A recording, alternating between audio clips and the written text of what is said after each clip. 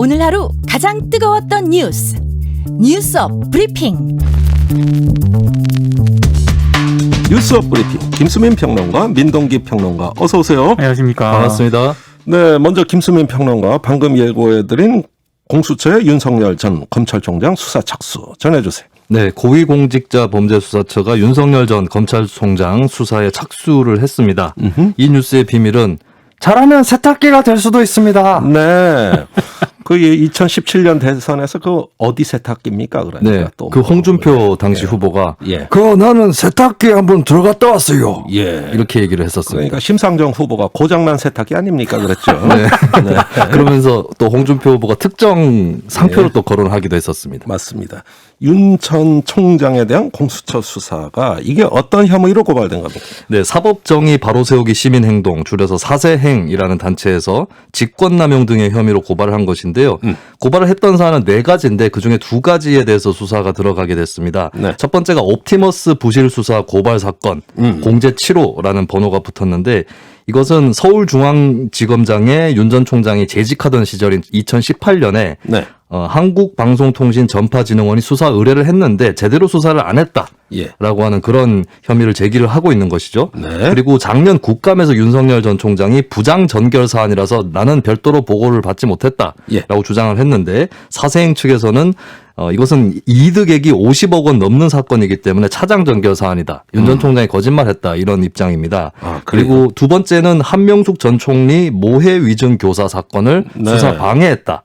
라고 하는 것이고 조남관 전 대검차장도 함께 고발이 됐었는데요. 네.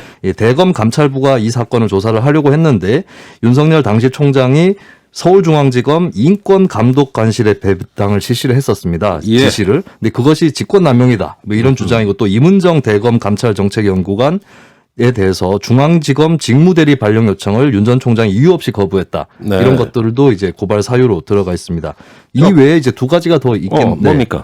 2가지가 더 있는데 대검에서 판사 개인정보 보고서 작성을 한 적이 있었잖아요. 네. 이것이 윤 전 총장 징계 사유에도 들어가 있었는데 이것이 사찰이다라고 네. 하는 게 있었고 그리고 조국 정경심 교수의 입시 비리 사건 등에 대해서도 고발을 했는데 이 2가지는 공수처에서 좀 기각을 했다 사실상 그렇게 봐야 될 것 같습니다. 알겠습니다. 자, 이 공수처가 얼마 전에 조희연 교육감을 1호 사건으로 수사하고 있어요. 그런데 이번에 대선 유력 주자 윤석열 전 총장을 수사한다는 거, 이 배경을 어떻게 봐야 됩니까? 네, 일각에서는 공수처가 또 정권 편에 서가지고 야당 대선 주자를 수사하는 거 아니냐 이런 평가를 하는데 사실 수사 자체에 대해서는 좀 의미를 과잉부여하는 것을 삼가야 되지 않을까 그렇게 보이는 측면이 있습니다. 일단 수사라는 거는 혐의가 있는지 없는지 살펴보는 것이고 기소나 판결하고는 다른 것이죠. 그렇죠. 이게 좀 조국 전 장관 사태 때 좀 첫발을 잘못된 것 같은데 그때 수사에 대해서도 뭐 어떤 정치적 의도를 검찰이 갖고 있다 이런 식으로 너무 접근을 했잖아요. 수사는 그 사람의 결백을 밝혀줄 수도 있는 부분이고 또 압수수색을 할지라도 법원이 영장을 발부를 하는 것이고 목록에 들어가 있는 것만 압수수색을 하는 거거든요. 그래서 수사에 대해서 좀 과잉 의미 부여하는 것을 좀 경계할 필요가 있지 않을까. 근데 한국 사회에서 수사를 받게 됐다 그러면 당연히 뭐 아무래도 위축되게 돼 있고 뭔가 문제 있는 것처럼 비춰지는 거 아니에요? 그래서 그게 원래 무죄 추정주의가 자리를 잡지 못했기 때문에 수사 자체로 뭔가 있는 것처럼 그렇게 몰아가는 문화가 좀 있었는데 여기에 대해서 좀 다시 생각을 해봐야 될 것 같고요. 그렇군요. 그리고 이제 고발을 한 사건에 대해서 수사를 하는 것인데 앞으로 좀 유의해야 될 것은 그러면은 다른 데서도 고발을 여러 군데서 이미 했거나 또 앞으로 할 수 있을 텐데 이걸 공수처에서 어떻게 그러면 선택을 할 것이냐. 공수처가 인력상 많은 수사를 할 수가 없는 상황이지 않습니까? 그리고 최근에 또 고발 전문 단체가 되다시피 한 여러 양쪽 진영의 단체들이 있는데 이 사건들 다 들어오면 어떻게 처리할 거냐. 여기에 대해서는 분명히 좀 숙제로 남아있다라고 볼 수 있겠죠. 고발이 더 난무하면 어떡합니까? 근데 저는 그거 이전에요. 윤 전 총장은 일단 어찌됐든 검증의 이제 영역에 들어섰다. 이렇게 생각을 하고 지금 공수처 자체도 어찌됐든 공식적으로 지금 수사에 착수했다라고 하는 것은 공수처도 어떤 결과물을 내야 하는 그런 지금 상황이 됐거든요. 그래서 공수처도 굉장히 지금 결론을 내놓지 않는다면 이거 자체가 비판을 받을 수 있기 때문에 네. 둘 다 지금 어떤 지금 결과물을 내놓아야 되는 그런 상황인 것 같습니다. 예, 그래서 그 이준석 후보가 오늘 한 방송 인터뷰에서 시험에 든 건 윤석열 총장이 아니라 공수처다 이런 발언도 했더라고요. 뭐 그럴 수도 있습니다. 예, 2부에서 오늘 우리 방송에 나와 그 얘기 직접 할 것 같습니다. 자, 윤 총장의 대선 행보에 이번 사건 어떤 영향이 있을까요? 결국 이 사건 처리에 대해서 전망을 좀 해봐야 될 것 같은데요. 이게 기소라든지 재판에 들어가기 전에 만약에 소환 조사가 된다 했을 때 어떤 파장일 거냐. 사실은 이제 지지하는 쪽과 아닌 쪽이 그냥 갈릴 가능성이 좀 높고. 네. 근데 이게 묘한 부분이 있어요. 공수처 같은 경우에 법무부의 그 수사 지침이라든가 이런 것들을 그대로 준용을 했거든요. 예. 근데 포토라인이 폐지가 됐습니다. 검찰 수사에서. 예. 공수처에서도 포토라인 폐지를 그대로 준용을 해서 윤 전 총장이 만약에 출석 소환을 한다고 할지라도 포토라인에서 찍힐 일은 없을 것 같다. 그렇군요. 예, 그렇게 전망이 되고요. 그리고 직권남용 혐의로 고발이 됐는데 이 직권남용이 굉장히 기준이 까다로운 그런 죄입니다. 우병우 전 민정수석 같은 경우도 재판을 거듭하면서 몇 가지 무죄를 받아내기도 했었고 네. 예, 이게 또 공교롭게도 윤 전 총장이 적폐 수사하면서 그 검사들이 직권남용죄가 사문화될 뻔한 것을 가져와서 수사를 했는데 예. 이것이 또 법정에서는 좀 희비가 엇갈리는 측면이 있고 그래서 이제 이 직권남용이 잘 적용이 될 거냐 이 네. 부분은 좀 어려운 부분이 분명히 클 거다 이렇게 전망을 할 수가 있겠습니다. 그리고 사건을 좀 구체적으로 들여다보면은 한명숙 모해위증 교사 사건 같은 경우는 이 글쎄요 그 당시에 윤 전 총장이 서울중앙지검 인권감독관실에 배당을 하도록 했는데 네. 이게 이제 어떤 특정 부처를 정해준 거지 수사를 방해한 거냐 이런 얘기는 또 나올 수가 있는 거겠고 예. 또 이문정 연구관의 검찰 직무대리 발령 여부도 그때 규정에 맞지 않는다 이런 반론도 있었습니다. 이런 예. 부분들이 쟁점으로 남아있을 것 같고요. 그리고 옵티머스 사건 같은 경우는 당시에 전파진흥원이 수사 의뢰를 했는데 피해자가 한 것은 아니었고 예. 그리고 지금 전파진흥원 또 고소를 하고 난 다음에 좀 손을 터는 분위기였어요. 적극적으로 예. 나서지 않는 분위기에서 그때 강남 경찰서도 수사를 했는데 무혐의 처분을 했고 오히려 검찰이 보안 수사를 좀 더 지휘하는 네. 그런 정황들이 또 남아 있습니다. 그런 것들을 좀 총평했을 때는 기본적으로 혐의 입증이 좀 까다로운 그런 예. 부분이 될 것 같다 이렇게 전망을 해봅니다. 알겠습니다. 이게 다 한 번 지나간 사건이에요. 뭐 새롭게 드러난 사실은 없잖아요. 아직까지. 그렇긴 한데요. 일단 예. 이게 윤 전 총장하고 결부가 돼 있어서 정치적인 어떤 논쟁이 될 수가 있는데 한명숙 모해위증 교사 사건 있지 않습니까? 네. 이거 지금 수사 방해를 지금 공수처가 들여다보겠다라는 건데 이 모해위증 교사 사건 같은 경우에는 검찰이 정말로 그 수사하는 과정에서 무리한 어떤 그런 기소는 없었는지 예. 위법한 수사는 하지 않았는지 이 부분은 그 뭐 증인 또 왜 그렇습니다. 이 부분은 검찰이 정말로 한번 제대로 한번 다시 들여다봐야 되는 그런 사안이거든요. 예, 한번 지나갔지만 미진한 점이 있었다. 그걸 이번에 한번 들여다볼 기회가 왔다. 이런 뜻이네요. 저는 그렇게 흘러갔으면 좋겠는데 윤 전 총장이 결부가 되면서 예. 정치적인 어떤 그런 부분으로 좀 비화되지 않을지 그게 좀 걱정이 그 됩니다. 사건 같은 경우는 이제 검찰 차원의 문제가 있을 그렇죠. 수 있는 사건이 있고 네. 그리고 윤 전 총장이 관여가 안 된 부분과 된 부분 뭐 이렇게 나눠서 볼 수 있는 거라서 예. 공수처에서도 전반적으로 다 수사하지는 못할 것 같아요. 알겠습니다. 자, 두 번째 소식 넘어갈게요. 민동기 평론가. 국민의힘 전당대회가 이제 D-1입니다. 맞습니다. 예, 누가 당대표가 되든 난제가 놓여 있다. 이렇게 아. 키워드를 잡아봤습니다. 아, 그러니까 자, 오늘 이제 투표는 마무리되는 거죠. 마무리가 됐고요. 됐어요. 네. 어제 이제 조금 있으면 이제 투표율이 나올 것 같은데 어제까지 투표율이 42.4%.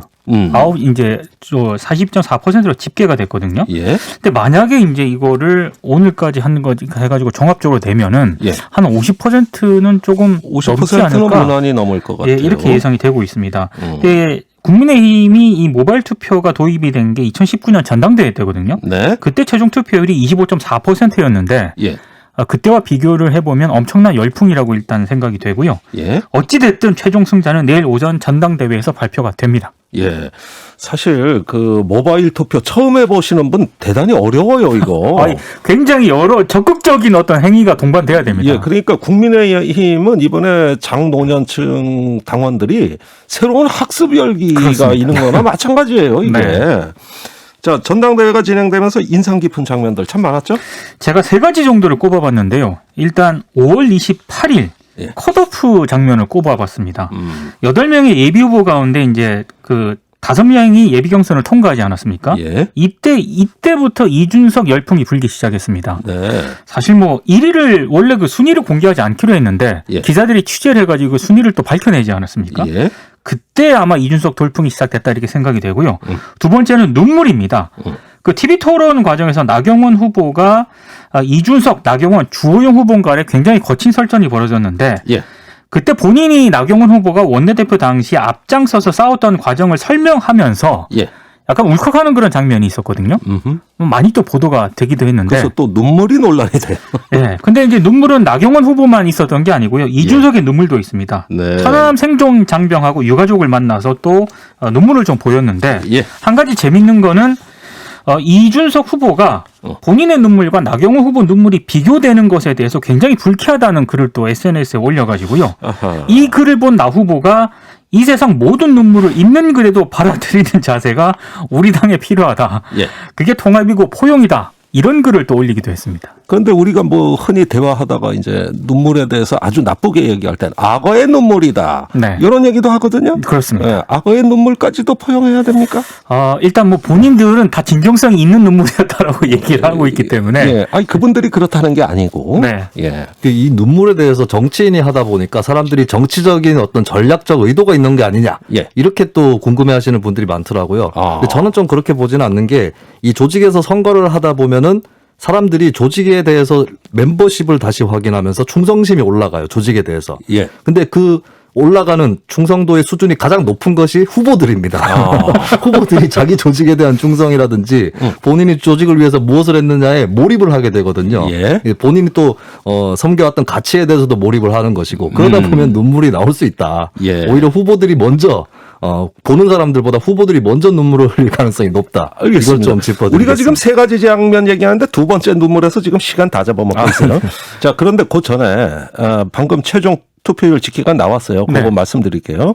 45.36%라고 합니다. 50%는 안 되네요. 아하. 그런데 이 수치도 굉장히 높은 거죠. 그럼요. 예. 네. 이렇게 45% 이렇게 모바일 해가지고 달성하기 쉽지 않은데. 한 정당의 전당대회 투표율이 예. 45%까지 육박했다는 것 자체가 굉장히 이례적인 거죠. 오, 굉장하네요. 정의당 같은 소수 정당들도 예. 경선을 하면 50% 겨우 넘기거든요. 예. 거대 정당인데 45%는 좀 높다. 한국에서는 그렇게 예. 보입니다. 거기에다 모바일 또 이렇게 좀 어려워서 그렇습니다. 예, 못하신 분들까지 하면은 실제 그 투표율은 더 높은 수준이다 이렇게 볼 수도 있겠습니다. 자, 아까 얘기하시던 거 세 번째 인상적인 장면. 억가와 막말입니다. 아, 이건 또 이건 뭐예요? 이제 이준석 후보 화법을 얘기하는 건데요. 예. 이번에 TV 토론 과정에서 이준석 후보 화법이 연일 쟁점이었습니다. 그러니까 나경원 후보 같은 경우에는 이준석 후보 화법을 계속 겨냥을 하면서 예. 당대표 언어로는 아주 적절하지 않다.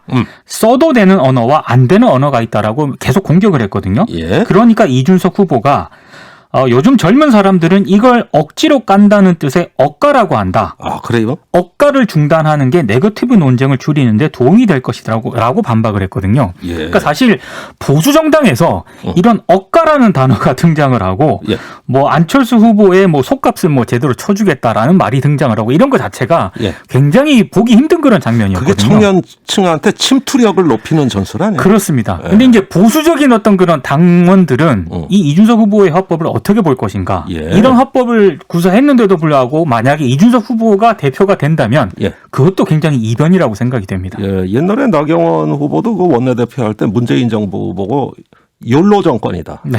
예, 이래가지고 저도 그때 그 단어를 처음 들었거든요. 네네. 예, 그분도 가끔 그러시던데. 그렇습니다. 예. 네. 자, 결과는 내일 발표됩니다. 어떻게 전망합니까? 누가 되든 일단 굉장히 공통의 과제가 있습니다. 너무 전당대회 과정에서 갈등과 분열이 좀 심해가지고요. 네. 이거 봉합해야 되는데 쉽지가 않을 것 같습니다.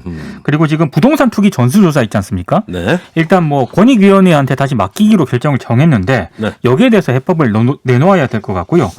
만약에 이준석 대표가 된다면 네. 일단 쇄신바람은 불겠죠. 근데 이제 전당대회가 끝나면은 대선 체제로 돌입을 하거든요. 네. 본인이 계속 유승민계라는 비판을 받아온 데다가 오늘 또 본인이 이준석계라고 주장하는 하태경 의원까지 대선 출마를 선언을 했기 때문에 예. 대선 공정성 문제가 계속 쟁점이 될 것으로 보입니다. 예, 거기서 또 이준석 개라고 하태경 의원이 얘기한 거 그거 적절해 보입니까? 적절하지는 않습니다. 네. 그리고 왜 이 타임에서 대선 출마를 선언할까 이거 두고도 좀 말들이 좀 나오고 있습니다. 그래요? 알겠습니다. 아니 그나저나 전망을 해달라는 건 누가 될 것 같냐고 질문한 건데 다른 얘기 하시네? 저는 개인적으로 이준석 후보가 대표가 될 것으로 보이는데 예. 흐름상 보면은 이준석 후보가 대표가 안 되는 게 더 이례적인 상황이 되지 않을까. 아이고 그래요. 대세는 결정됐다. 김수민 평론가도 저는 사실 동의하세요? 평론계에서는 상대적으로 예. 이준석 후보 어렵다는 쪽 입장이었었거든요. 예. 근데 현재 이 여론조사 추세라든지 또 전통적 당원들도 어느 정도 대세를 참작하게 돼 있습니다. 예. 그런 의미에서는 가능성이 매우 높아졌다. 그러니까 몇 프로 얻을 것 같아요? 몇 프로요? 예. 저는 아니, 의외로 잘 맞추시잖아요. 저는 의외로 예. 박빙으로 이길 것 같습니다. 박빙으로 이길 것 같다. 네. 김수민 평론가. 저도 한 40% 정도 그러면 아닐까. 많이 얻는 건데. 네. 박빙에서 조금 더 벌어진 수치예요, 그거는. 네네, 그렇습니다. 네. 알겠습니다. 어쨌든지 간에 평론가들 자꾸 이런 거 맞추게 유도하는 게 사회자 임무인데 내일 결과로 검증하겠습니다. 잊어버리세요. 네, 세 번째 뉴스 민동기 평론가. 김학의 전 차관과 관련된 대법원 판결 소식을 가져왔는데요. 네. 이 뉴스의 비밀은 부실 수사, 검찰의 부메랑 되다입니다. 부메랑입니다. 자, 김학의 전 차관 뇌물수수 사건 이게 파기환송됐다. 어떤 의미입니까? 그러니까 이게 지금 원심 판결의 근거가 된 증언의 신빙성을 인정하기 어렵다라고 대법원이 판단을 했는데요. 예. 재판부는 1, 2심에서 검사가 두 차례에 걸쳐서 증인 신문하기 전에 김 전 차관에게 뇌물을 준 당사자로 지목된 최모 씨가 있습니다. 예. 이 최모 씨를 소환해서 면담한 점을 문제로 지적을 하고 있습니다. 그게 왜 문제예요? 그러니까 이 당초 김 전 차관에게 뇌물을 준 사실을 최모 씨가 인정하지 않았거든요. 예. 그러다가 수사기관에서 사전 면담을 한 뒤에 입장을 바꿨습니다. 예. 그러니까 대법원은 이 최 씨가 면담 과정에서 검찰로부터 회유 압박 등을 받아서 왜곡된 진술을 했을 가능성을 배제할 수 없다라고 지금 판단을 한 것 같습니다. 아니 그러면 한명숙 전 총리 뇌물수수 사건 때도 네. 검사가 매일 증인 불러들여가지고 훈련시키고 입 맞추고 네. 그것도 그럼 문제되는 건 똑같은 거 아니에요? 그래서 제가 아까도 말씀드렸다시피 그거는 네. 검찰이 정말 다시 들여다봐야 되는 그런 사안이라고 계속 얘기를 하고 있습니다. 대법원이 들여다봐야 되는 거 아닌가 싶어요. 네.